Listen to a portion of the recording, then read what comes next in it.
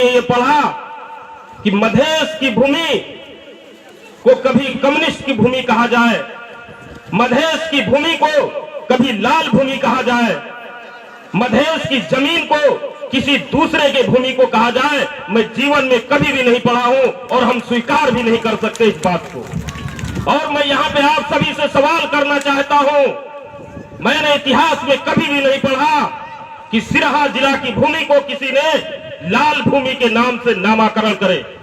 लाल भूमि का मतलब कि सिरहा निवासियों का खून हमेशा क्या बहता रहेगा?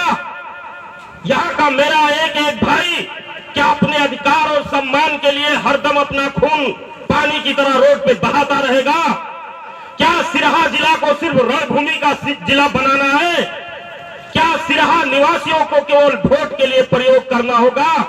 यहाँ पे आकर के उन नेताओं ने बाहरिया रूप में आकर के वो प्रचंड जैसे लोग यहाँ पे आकर के क्या बोल के चले जाते हैं मेरे भाइयों, और आप सब ताली बजाते हैं। दुर्भाग्य की बात है कि मधेश के भूमि से हमको लब हो गया।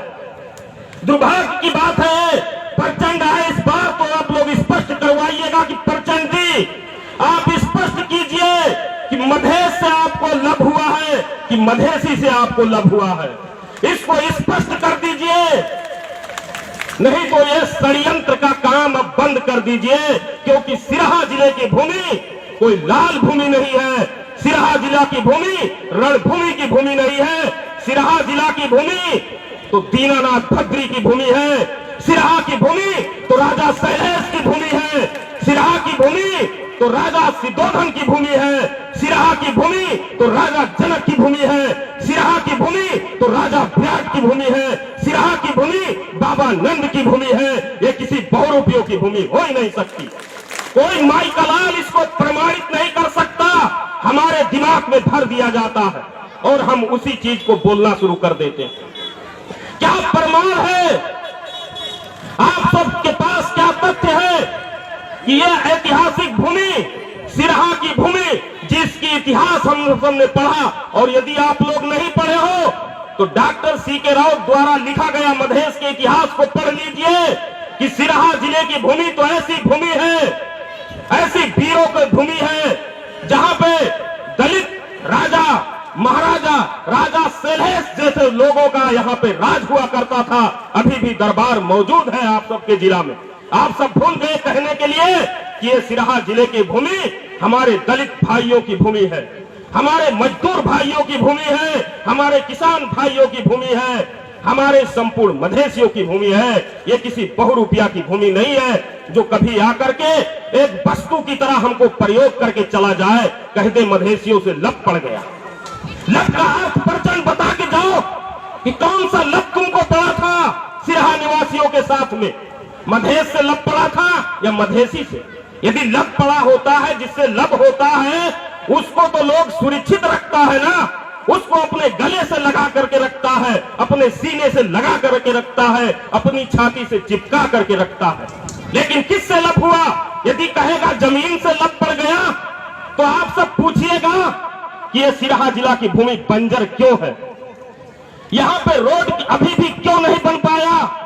यहाँ की भूमि पे अभी भी अनाज क्यों नहीं उग रहा है? यहाँ पे सिंचाई की व्यवस्था क्यों नहीं हो रही है?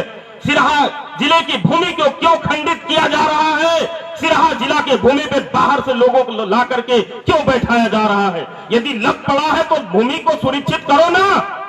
और यदि कभी कह देगा, भूल चूक में यदि कह देगा कि मधेसियों से लब पड़ गया, मधेसी लोगों से लब पड़ गया, तो आप लोग फिर भी पूछिएगा, यदि मधेसियों से लब पड़ा है, सिरहा जिला निवासियों से लब पड़ा है, तो प्रचंडी बता दीजिए कितने मधेसी को आपने कर्मचारी में बना दिया? आप तो यहां से जीत करके गए ना, कितने को कर्मचारी बनाया, कितने को रोजगारी दिया? स्वास्थ्य की अवस्था आप कैसी सुधार कर दी? अस्पताल क्या बदल गया? हम गरीबों का जीवन क्या बदल गया?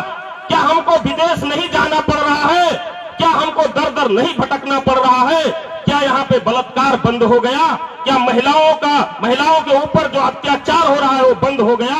क्या हमारे माताएं बहनों पे जो दुराचार किया जा रहा है वो बंद हो गया?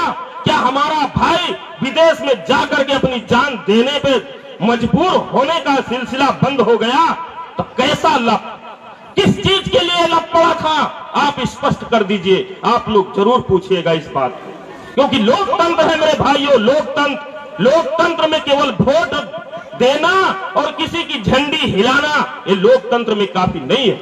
लोकतंत्र में आपको सवाल करना होगा, आपको जवाब भी लेना होगा, तभी सही मायने में लोकतंत्र का अर्थ होगा, तभी लोकतंत्र लागू होगा और तभी हमारा हक हमको मिल पाएगा।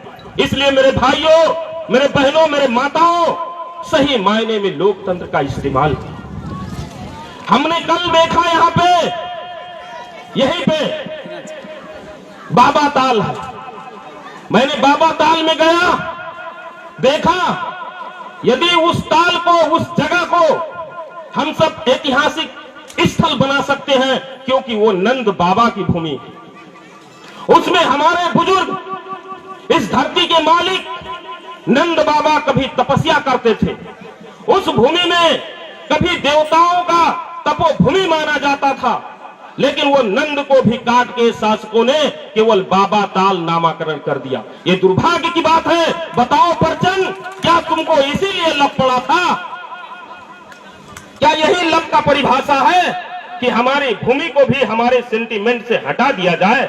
जहां पे हमारा नाम जुड़ा हो, जहां पे हमारे पूर्वजों का नाम जुड़ा हो, जहां पे हमारे दलित भाइयों का नाम जुड़ा हो, उसको भी काट करके तुमने अपने हिसाब से, अपने लोगों के लिए, अपने पहाड़ी भाइयों के लिए तुम बनाते रहो, हमारी भूमि को काटते रहो। क्या इसीलिए लप पड़ा था? जरूर पूछिएगा। और ये सिरहा जिला के विषय में व्याख्यान करना, तो हम समझते हैं नेपाल के इतिहास में, पूरे नेपाल में अगर कहीं की कहीं वीरता की भूमि को ढूंढा जाए तो सिरहा जिला एक नंबर में आपको मिलेगा। इसलिए मैं सिरहा निवासियों को धन्यवाद भी देता हूं, नमस्कार भी करता हूं, प्रणाम भी करता हूं। क्यों? लेकिन मुझे बड़ा संकोच होता है मेरे भाइयों, यहां पर बड़ा संकोच होता जब मेरे भाई लोग कहते हैं ये तो कम्युनिस्टों का गढ़ है, तब मुझे बड़ा संकोच होता है। बहुत दुख लगता है, बहुत तकलीफ होती है कि जिसको पूरे संसार ने, पूरी दुनिया ने वीर की धरती स्वीकार कर लिया, उसको आज हम गैरों के हाथों में दे रहे हैं। बड़ा दुर्भाग्य की बात, बहुत दिक्कत की बात है। अरे भाई, मेरे दलित भाइयों, हम सब तो अंबेडकर के पथ पे चलने वाले हैं ना, हम तो अंबेडकर वादी है ना। आप सबने सुना होगा, नहीं सुना है क्या? अरे भाई, अंबेडकर एक ऐसी शख्सियत निकले, ऐसे महान नेता पैदा हुए, बाबा साहब भीमराव अंबेडकर, जिन्होंने मेरे दलित भाइयों को मत देने का अधिकार दिलवाया, उनको आदमी होने का दर्जा दिलवाया। मेरे भाइयों, क्या उनको हम भूल गए? उनकी जीवन को भूल गए? एक बार का बात है मेरे भाइयों कि भीमराव अंबेडकर जी जब थेसिस लिखे थे, अपनी किताब प्रकाशन किए थे, और उसको जो है सुनाने का, प्रवचन देने का एक बहुत बड़ा माहौल बना था। मेरे भाइयों, उनको टेलीग्राम गया उनके घर से कि उनके बाल बच्चे बहुत परेशान हैं, बीमार हैं, इलाज कराने का उनके पास पैसा नहीं है। बाबा साहब भीमराव अंबेडकर बेलायत से भारत चले आए, और आए कब आए? 8 दिन के बाद पहुंचे मेरे भाई। जब घर में पहुंचे तो देखते हैं उनका बच्चा जो बीमार था वो मृत्यु को प्राप्त हो चुका था, वो मर गया था। मेरे दोस्तों, भीमराव अंबेडकर आए, उनके आंख से आंसू नहीं निकल रहा था। वो थोड़ी देर रुके वहीं पे। मेरे भाइयों, मेरे दलित भाइयों, यह बात आप सबको ध्यान से सुनना होगा। एक क्षण वहां पे बैठे और फिर चल दिए वहां से। जब चलने लगे तो उनकी जो धर्म पत्नी थी, वो धर्म पत्नी ने उनका ऐसे कोट पहने थे, कोट पकड़ लिया। जब कोट पकड़ा, कहा बच्चा एक्सपायर हो गया है, बच्चे की मौत हो गई है, बच्चा मृत्यु को प्राप्त हो गया है, उसके कफन लाने के लिए भी पैसा नहीं है। उन्होंने अपने जेब में से हाथ डाला, 1 रुपया भी नहीं निकला, और वो अपना सिर नीचे करके जाने लगे। तो गांव के लोगों ने कहा, अंबेडकर, अरे तू कैसा बाप है अंबेडकर, तेरा बेटा तेरे दरवाजे पे मरा पड़ा है, उसका अंतिम दाह संस्कार भी नहीं हुआ है और तू जा रहा है। तो अंबेडकर ने कहा, मेरे भाइयों, मेरे दलित भाइयों, अंबेडकर ने कहा यदि आज मैं नहीं जाता हूं तो आज मेरा सिर्फ एक बेटा मरा है, मेरा एक बेटा मरा है। यदि मैं नहीं जाऊंगा तो कल मेरे दलित भाइयों का हजारों हजार बेटा मर जाएगा, इसलिए मेरे बेटे की मुझे परवाह नहीं है। और उन्होंने यही किया। उनको देखते देखते उनके आंख के सामने उनके 3 बेटे भी एक्सपायर हो गए, देखते देखते उनकी धर्म पत्नी भी मर गई, लेकिन अंबेडकर ने अपने सत्य और न्याय के पथ को कभी नहीं छोड़ा।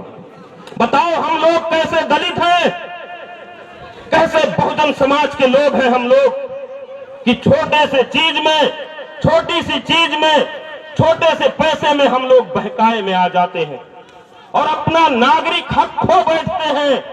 ये दुर्भाग्य की बात है, क्योंकि अंबेडकर ने एक ही बात कहा था कि बहुजन समाज का उत्थान जब होगा जब उसको मताधिकार मिलेगा।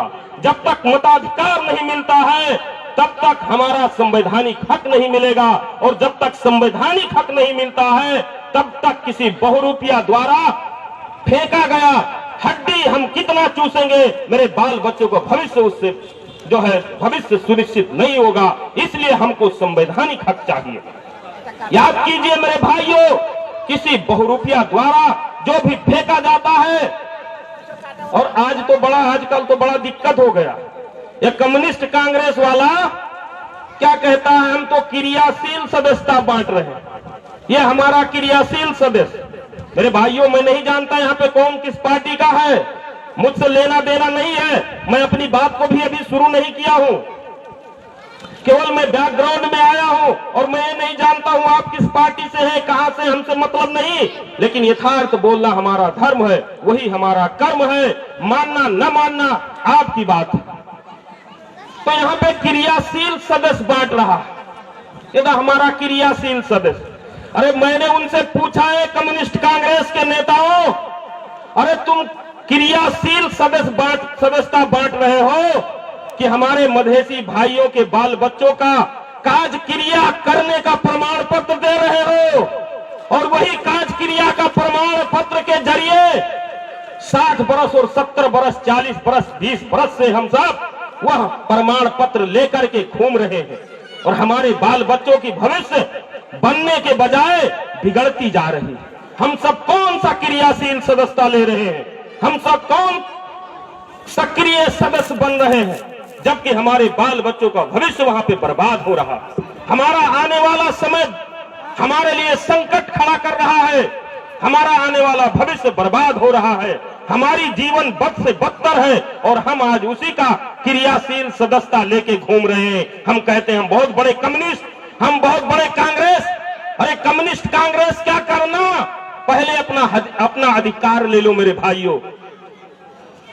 ऐ मेरे सिरहा के निवासियों, पहले उन नेताओं से कहो कि अरे प्रचंड बाबू, अरे केपी शर्मा ओली मेरे भाई, यदि तुमको वास्तविक लव है मधेसियों से तो 7 लाख निजामती कर्मचारी है ना, 3.5 लाख मधेसिया को बना के दिखा दो। यदि तुमको बहुत ज्यादा प्यार है तो 50,000, 1 लाख सेना है ना नेपाल में, 50,000 मधेसिया को बना के दिखा दो। यदि तुमको लब है ना तो 96,000 पुलिस है, 45,000 मधेसिया को बना के दिखा दो। यदि तुमको वास्तविक लब है तो एक घर एक रोजगारी का व्यवस्था कर दो ना। हमको क्यों दुबई, मलेशिया, सऊदी, कतार में जाकर के अपना खून पसीना बहाना पड़े। यदि लब है तो इतना कर दो ना। कांग्रेस कम्युनिस्ट तो दूर, हम तुम्हारे लिए आजीवन सदस्यता ले लेंगे। क्रियाशील छोड़ दीजिए, क्रियाशील तो छोड़ दीजिए, आजीवन तुम्हारे हो जाएंगे जब तक तुम जिंदा रहोगे।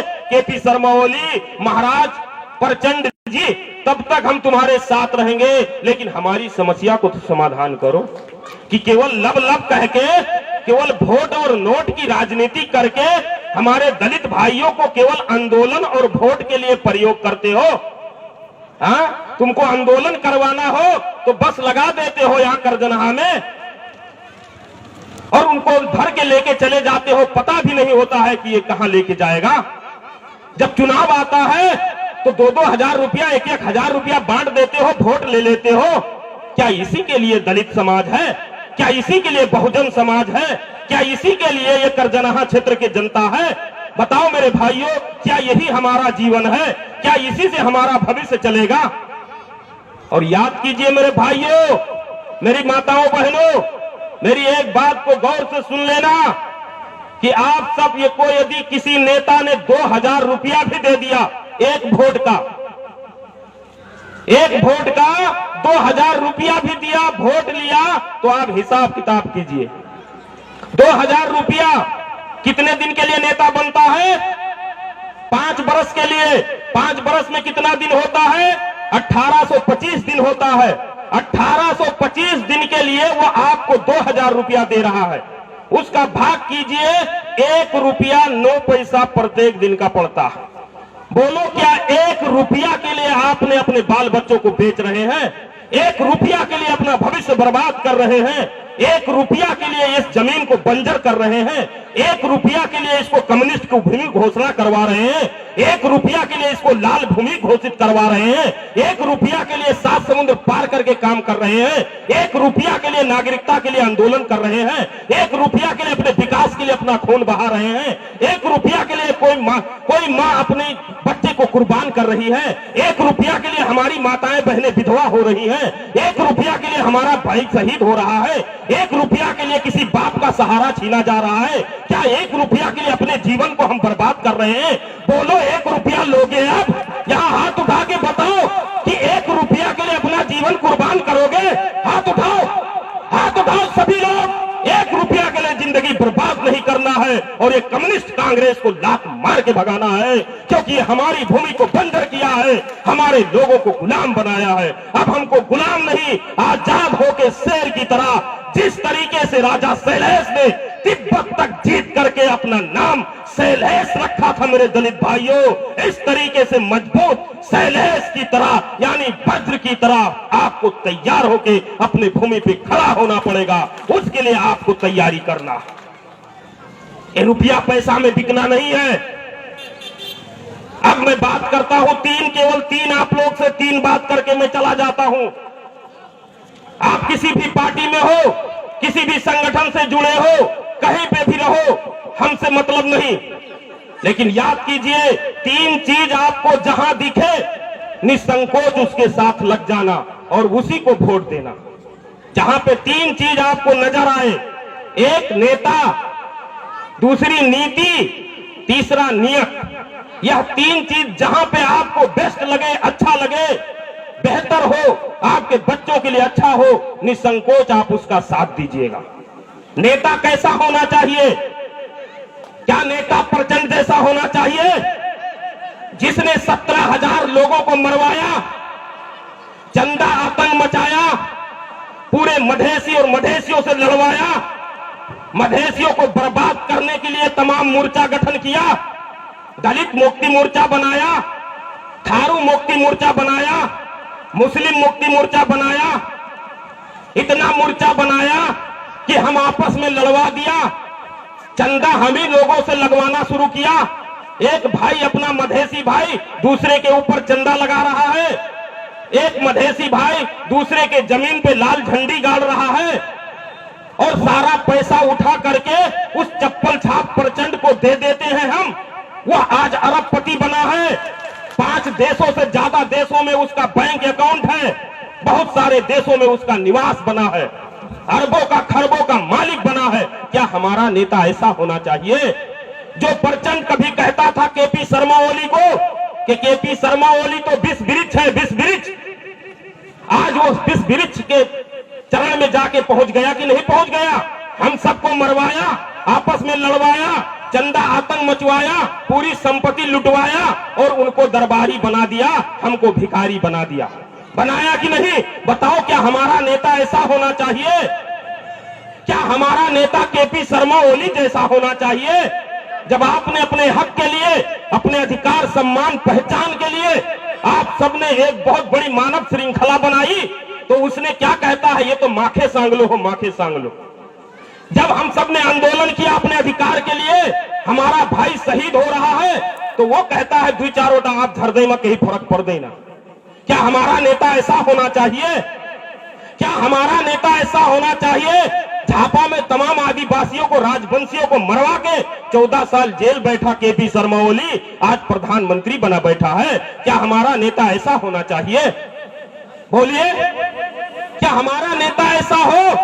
माधव कुमार नेपाल जैसे बहुरुपिया नेता हो, झलनाथ खनाल जैसे तस्कर गुंडा हो? बोलिए, हमारा नेता ऐसा होना चाहिए? क्या हमारा नेता देउआ जैसा होना चाहिए, जिसने कहा कैलाली कंचनपुर को रोपनी दिन्ना, सारे मधेश को खंड खंड करके कितना नंबर बना दिया आप सबको मालूम है? क्या हमारा नेता वो रामचंद्र पौड़ेल जैसा होना चाहिए? और आजकल बड़ा हाईलाइट हो रहा, अपने को बड़ा भारी नेता मान रहा गगन थापा, मधेशियों के लिए शब्द शब्द में कटार देने वाला, शब्द शब्द में तीर चलाने वाला, शब्द शब्द में काले मर्सिया देसी धोती इंडियन बिहारी कहने वाला, क्या वैसा नेता हमारा होना चाहिए? क्या हमारा नेता ये उपेंद्र यादव जैसे होना चाहिए, जो हमारे भाई राम मनोहर की हत्या हिरासत में करवा दिया? केवल इतना पूछा था, बताइए उपेंद्र जी, कहां गया आपका संविधान संशोधन? कहां चला गया पुनर्लेखन? कहां गया समानुपातिक समावेशी? कहां गया मधेशियों को सेना में प्रवेश? कहां चला गया? इतना पूछने पर पकड़वा करके जेल के हिरासत में हत्या करवा देना, ऐसा हत्यारा हमारा नेता होना चाहिए? बोलिए, क्या हमारा नेता महंत ठाकुर जैसे होना चाहिए, दिखने में बड़ा भोला भाला, बड़ा अच्छा, लेकिन जब मधेसी आंदोलन करता तो कहता है ये तो पानी का बुलबुला है, पानी का बुलबुला, मारो कुछ दिन में समाप्त हो जाएगा। ऐसा नेता हमारा होना चाहिए? क्या ऐसा नेता राजेंद्र महतो जैसा नेता होना चाहिए? हम आंदोलन कर रहे हैं, हम उसके खिलाफ आंदोलन कर रहे हैं, नाकाबंदी करवा रहे हैं, और वो पूरी रात तेल बिचवा रहा है। क्या हमारा नेता ऐसा होना चाहिए कि यहाँ पे हमारे भाई रोड पे शहादत दे रहे हैं और वो यहाँ से उठ के विद्या देवी भंडारी को राष्ट्रपति बना देता है, सुशील कोइराला को प्रधानमंत्री बना देता है? क्या ऐसा तस्कर भ्रष्ट लोग हमारा नेता होना चाहिए? बोलिए, होना चाहिए? निसंकोच नहीं होना चाहिए, क्योंकि हम सबको नेता चाहिए, हम सबको गुंडा नहीं चाहिए, हम सबको तस्कर नहीं चाहिए, हम सबको आतंकवादी नहीं चाहिए। जिसको पूरी दुनिया ने आतंकवादी घोषणा किया, वो प्रचंड बाबूराम को पूरी दुनिया ने आतंकवादी घोषणा किया, आज वो हमारा मसीहा बना बैठा है और कहता है मिर्चैया में आकर के मधेश संगत मेरो लब परी सके वोट लेने के लिए। और यहां से जब महोत्तरी जाता है तो क्या कहता है, लब तो आज है कायम था, लब तो कायम था। यहाँ पे कहता है लब परी से क्यों, वहां पे जाके कहता है लब तो कायम था। बोलिए, ऐसा हमारा नेता होना चाहिए जो अभी लब पड़ा कहा तब इतना बर्बादी किया, और कायम कहा तो इसको पूरा खत्म करने के पक्ष में है। इसलिए हमारा नेता निसंकोच ऐसा नहीं होना चाहिए। हमारा नेता कैसा होना चाहिए ये भी सुन लीजिए, हमारा नेता डॉक्टर सीके राउत जैसा होना चाहिए। क्यों होना चाहिए? ताली वैसे मत बजाओ, समझ के ताली बजाओ। क्यों सीके राउत जैसा नेता होना चाहिए? क्योंकि ये नेता पैसा कमाने के लिए राजनीति में आए हैं, चप्पल छाप प्रचंड अरबपति बनने के लिए राजनीति में आया था, लेकिन डॉक्टर सीके राउत ने पैसा को लात मार के नेता बनने आया, करोड़ों की नौकरी छोड़ करके नेता बनने आया। ये सारे नेता ऐस आराम करने के लिए नेतागिरी किए हैं, नेता बने हैं, पार्टी खोले हैं, लेकिन डॉक्टर सीके राउत ने अमेरिका का ऐस आराम को लात मार के आया है, यहाँ पे धूल चाट रहा। और ये नेता लोग अपने बाल बच्चों को अमेरिका का ग्रीन कार्ड दिलवाने के लिए नेतागिरी करते हैं। सीके राउत ने अपने बच्चे का ग्रीन कार्ड फाड़ के फेंक करके मधेश की भूमि पे आकर के बैठ के नेतागिरी किया। इन नेताओं ने पूरी दुनिया से सहयोग सपोर्ट बिक करके नेतागिरी किए हैं। डॉक्टर सीके राउत ने इस भूमि पे अड़ के राजनीति किया है, और एक बार नहीं 24 से ज्यादा बार हिरासत और जेल का जीवन बिता करके राजनीति किया। इसलिए निसंकोच हमारा नेता ऐसा होना चाहिए। हमारा नेता ऐसा नहीं होना चाहिए जो चंदन की तस्करी भारत से करे, जो सून कांड करवाए, जो लोगों की हत्या करवाए, जो अपराध करे, वैसा नेता नहीं होना चाहिए। निसंकोच हमारा नेता कैसा होना चाहिए? एक वैज्ञानिक हमारा नेता होना चाहिए, और वो वैज्ञानिक डॉक्टर सीके राउत केवल नेता नहीं, आपका बेटा भी है। इसलिए ऐसा नेता हमको चाहिए कि नहीं चाहिए? तो अब तो आप सब क्लियर है ना कि हमारा नेता उनकी तरह नहीं चाहिए, हमारा नेता डॉक्टर सीके राउत की तरह चाहिए, और वही उन्हीं की पार्टी ये जनमत पार्टी है। इसलिए निसंकोच आपको जनमत पार्टी को सपोर्ट करना होगा कि नहीं होगा? एक तथ्य तो प्रमाणित है, व्यास वाले मत बोलिए, हम आप सबसे पूछ रहे हैं, एक चीज तो प्रमाणित है ना कि नेता हमारा कैसा होना चाहिए। स्पष्ट बात है कि नहीं? उन सब की तरह नेता नहीं होना चाहिए, हमारा नेता डॉक्टर सीके राउत की तरह होना चाहिए। एक बात स्पष्ट। दूसरी बात, नीति, उनकी नीति कैसी है, हमारी नीति कैसी?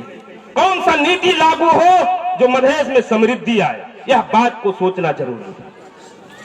अब ऐसी नीति तो नहीं है हमारी कि भूमि सुधार के नाम पे पूरे पहाड़ से पहाड़ियों को ला करके यहां का जंगल कटवा करके बस्ती बैठा दिया जाए। ऐसी नीति तो नहीं है। क्या ऐसी नीति तो नहीं है कम्युनिस्ट वालों का? 2024 साल में गांव भर का अभियान ला करके पूरे के पूरे पहाड़ से ला करके पहाड़ियों को यहां पे बैठा दिया और इस भूमि को कब्जा करवा दिया। क्या किस पार्टी का नीति कैसा है? क्या इनका नीति ऐसा तो नहीं है कि अधिकार मांगने पर गोली मार दिया जाए, हत्या कर दिया जाए? और मेरे भाइयों, मेरे माताओं, ये तो ऐसे लोग हैं कि दुनिया में कहीं पे भी युद्ध होता है और युद्ध में जो वीर मारा जाता है उसके शरीर का सम्मान किया जाता है।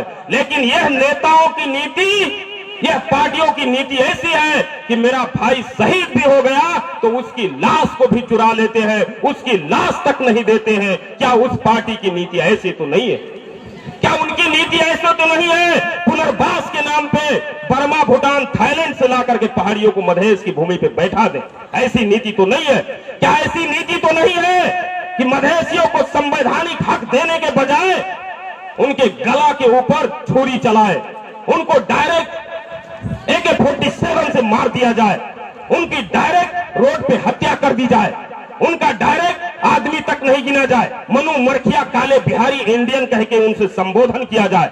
क्या ऐसी नीति तो पार्टी की नहीं है कि पूरा मधेश से जितना कर राजस्व होता है सबके सब उठा के ले जाओ, पहाड़ पे बड़े बड़े महल बना खड़ा कर दो? क्या ऐसी नीति तो नहीं है कि हमारे लोग यहाँ पे रहे लेकिन उनको यदि नौकरी के लिए फॉर्म भरना पड़े, उनको लोक सेवा देना पड़े तो लोक सेवा की कार्यालय वहां पे खोला जाए? क्या उनकी नीति ऐसी तो नहीं है जितने बड़े बड़े यूनिवर्सिटी हो सब पहाड़ पे खोला जाए? क्या उनकी नीति ऐसी तो नहीं है मधेशियों को 18 वर्ष पहुंचते ही पासपोर्ट बनवा दिया जाए और विदेश में बेच दिया जाए, अपने लोगों को सेना बना दिया जाए, अपने लोगों को कर्मचारी बना दिया जाए, अपने लोगों के अंडर में पूरा संपत्ति कब्जा करवा दिया जाए? क्या ऐसी नीति तो नहीं है? ये कम्युनिस्ट और कांग्रेस जैसी नीति तो नहीं है। बोलिए, निसंकोच ऐसी नीति रही, इसी के कारण मधेश बर्बाद हुआ है। हमारी नीति ऐसा होना चाहिए, ऐसा होना चाहिए जो नीति में जनता राज का स्थापना करवाए, जो नीति ने एक घर एक रोजगारी की व्यवस्था करे, जो नीति ने दलित महिला की सम्मान करे, जो नीति ने हमारे भूमि की रक्षा करे, जो नीति ने यहाँ मधेश के में वृक्षारोपण करके वातावरण का संरक्षण करे, जो नीति ने सन 1960 और 1966 में संयुक्त राष्ट्र संघ में किए गए समझौता को कार्यान्वयन करवाए, जो नीति ऐसी हो कि ILO 169 को कार्यान्वयन करवा करके हर मधेसी को करोड़पति बनाए। हमारी नीति ऐसा होना चाहिए कि लोक सेवा की कार्यालय भी यहाँ पे हो। हमारी नीति ऐसी होना चाहिए कि इस भूमि की रक्षा हो, इस भूमि की वीरताओं की भूमि कहके पूरी दुनिया में चिरवाना चाहिए। हमारी नीति निसंकोच ऐसी होना चाहिए, और वो नीति है तो केवल जनमत पार्टी की नीति है, दूसरा किसी की नीति हो ही नहीं सकती है। नहीं, आप उठा के लिस्ट देख लीजिए, यहाँ का जितना जंगल बेचवाया यही कांग्रेसियों ने बेचा, यहाँ की जितनी नदियां बेची गई सबके सब कांग्रेसियों ने बेचा, यहाँ की जितनी भूमि इनको बेचा गया है सबके सब कांग्रेसियों ने बेचा, और इस भूमि पे रहने तक नहीं देने का जो योजना बनाया वो कम्युनिस्ट है। जो योजना बनाया वो कम्युनिस्ट है। क्यों? क्योंकि 30-35 वर्ष पहले कोई विदेश नहीं जाता था मेरे भाइयों, आज एक घर से एक विदेश अनिवार्य कर दिया। अब कोई यहाँ रोजगारी नहीं है, विदेश में जाके एग्रीमेंट करके हमारे मधेसी भाइयों को बेचने का काम कौन कर रहा है? यही कम्युनिस्ट कर रहा है। 30 बरस के भीतर देखिए पूरा के पूरा मधेसी युवा, 10 लाख युवा विदेश में आज तड़प रहा है। वहां पे कोई पूछने नहीं जाता है, वहां पे कोई देखने नहीं जाता। वह नीति कम्युनिस्ट की रही, वह नीति कम्युनिस्ट की ऐसी नीति रही कि आज यहाँ पे सैकड़ा में 45 दलित मेरे भाई ऐसे हैं जिनको घर बनाने की जमीन नहीं है। सैकड़ा में 41 ऐसे मुसलमान हैं जिनको घर बनाने की जमीन नहीं है। लेकिन बर्मा, भूटान, थाईलैंड से, मेघालय, देहरादून, गढ़वाल से पहाड़ियों को ला करके यहाँ पे बैठा दिया। ऐसी नीति है उनकी। ऐसी नीति हमको नहीं चाहिए। निसंकोच कम्युनिस्ट और कांग्रेस की नीति नहीं चाहिए। इसलिए स्वतः प्रमाणित होता है कि इनकी नीति गलत है। जो भी सही नीति है वो किसकी है? वो जनमत पार्टी की नीति है, वो डॉक्टर सीके राउत की नीति है कि नहीं? बोलो, हाथ उठा के समर्थन दो, हाथ उठा के बताओ, झूठे मुंह से मत बताओ, कसम खा के बताओ, क्योंकि आप लोग सिरहा निवासी हो, राजा शैलेश की भूमि पे खड़े हो। शैलेश कभी झूठ नहीं बोला, शैलेश कभी किसी के आगे डिगा नहीं। चाइनीज सम्राटों को भी मात देने वाला कोई रहा तो यही का हमारा दलित भाइयों का राजा शैलेश रहा है। इसलिए झूठ मत बोलना। तो दो चीज से तो प्रमाणित किया ना कि नेता और नीति केवल जनमत पार्टी के पास सही है, दूसरे के पास है। अब रही बात नियत की कि सब चीज नीति से नहीं चलता मेरे भाइयों, बहुत सारा चीज नियत में भर पड़ता है। अब नियत किसका साफ है ये भी देखना जरूरी है। तो नियत में क्या है? हमको देखने का उन नेताओं का नियत ही गलत है। आपको बस में देखेगा, आपको कार्यालय में देखेगा, आपको काठमांडू में देखेगा, कौन सा व्यवहार करता है। और इस पे मैं छोटा सा कहानी सुना देता हूं आप लोग, छोटी सी कहानी। एक नेताजी थे, पूरी जीवन राजनीति किए, अंत में वो राजनीति से दिख हो गए और वह सन्यासी बन गए। सन्यासी बन के तीर्थ यात्रा पे चले गए। जब तीर्थ यात्रा में गए, काशी जी में गए, कहा चलो भाई गंगा स्नान कर लेते हैं, अपना पाप जो जिंदगी भर किए वो पाप धो लेते हैं। जब वो नेताजी गए, जैसे काशी में पहुंचे, तैसे एक 18 साल का लौंडा दौड़ते दौड़ते आया। कहा मामा मामा मामा कहां जा रहे हैं? मामा इतना दिन से कहां खो गए थे, कहां रहे थे? हम तो ढूंढ रहे थे, तलाश कर रहे थे। ये तो बड़े आश्चर्य में पड़ गए कि भाई सैकड़ों मीटर दूर, किलोमीटर दूर मैं, मेरा घर, यहाँ पे न मेरा कोई न कोई, ये भांजा कहां से मिल गया? ये बड़े आश्चर्य में पड़ गए नेताजी। कहा मामा अभी नहीं पहचाने? कहा नहीं। कहा आप मेरे बहुत दूर के रिश्तेदार के मामा हैं, इसलिए मेरे मामा हैं। तो ये भी सोचे चलो भाई कोई तो मिला, कोई नहीं था तो अब कोई तो मिल गया, अच्छी बात है। कहा ठीक है भांजा, अब क्या किया जाए, हमको तो गंगा का स्नान करना है। तो कहा ठीक है चलो हम स्नान करवा देते हैं। वो लेके गए गंगा तट पे, जो भी बाबा के साथ, जो भी नेता के जी के साथ में जो झोला झंकड़ा था, वो जो पैसा कौड़ी था, सब वहीं पे रखवा दिया और कहा जाओ बीच गंगा में स्नान कर लो। अब नेताजी स्नान करने गए, पूरा मुंह करवाया, सूर्य देव को नमन करवाया। कहा अब डुबकी लगा लीजिए, एक डुबकी मत लगाइएगा, 7 डुबकी लगाइएगा, तब पूरा पाप धुल जाए। और वह बेचारे नेताजी गए डुबकी लगाना जैसे शुरू किए, इधर जितना कुछ था भांजा लेके फरार, भांजा लेके चला गया। अब मामा वही एक लंगोटा पहने निकले वहां पानी में से, अब ढूंढना शुरू किए। तो क्या कहते हैं, भांजा कहाँ गया? भांजा, लोग पूछते रहे कौन भांजा भाई, उसका नाम बताओ, ठिकाना बताओ, तब बताएंगे ना। तो कहते ना वही जो हमारा भांजा था, जो मेरा भांजा था, वो भांजा कहाँ चल गया? वो पूरी जिंदगी उसी काशी में ढूंढते रहे, वो भांजा नहीं मिला उनको। मेरे सिरहा निवासियों, वो भांजा उनको नहीं मिला। हमारी हालत वही है। इन नेताओं की नीयत वैसी है, जब चुनाव आता है तो बड़े बड़े सूट पहन करके, बड़ी बड़ी गाड़ियों का लाइन लगा करके आपके गांव में आ जाते हैं, बड़े बड़े यहाँ पे वादा करके चले जाते हैं, यहाँ पे एक करवा देंगे, वहां पे हॉस्पिटल खुलवा देंगे, वहां पे नौकरी दिलवा देंगे। और जैसे चुनाव खत्म होता है पूरे के पूरे नेताजी चले जाते हैं। ये नियत पे भर है। तो ये नियत एक बार नहीं आपने चेक किया है, कांग्रेसियों को तो 70 बार चेक किया है ना, 70 बरस से चेक करते आए हैं। 10 चुनाव जितवा करके उनकी नियत को देखे हैं। वह लोग कैसा हो गया है मेरे भाइयों, वह लोग पूरा के पूरा ऐसा हो गया। उसकी नियत पूरी की पूरी ऐसी हो गई है। ये क्या है? ये कम्युनिस्ट और कांग्रेस। कम्युनिस्ट और कांग्रेस क्या है? एक्सपायर्ड दवा है, इसका म्याद खत्म हो गया है और आप बीमार है, दवा खा रहे हैं।